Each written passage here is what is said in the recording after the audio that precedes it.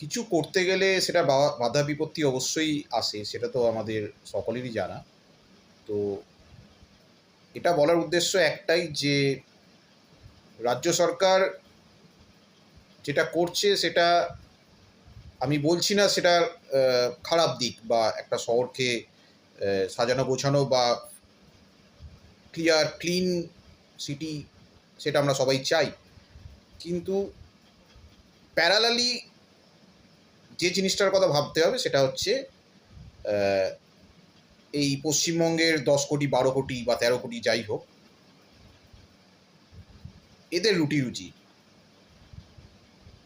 হকারদের জন্য একটা আলাদা জায়গা করে দিক সরকার, যেখানে তারা বসবে। তার ফলে আপনার ফুটপাতও দখল হলো না, তারাও করে খেতে পারলো।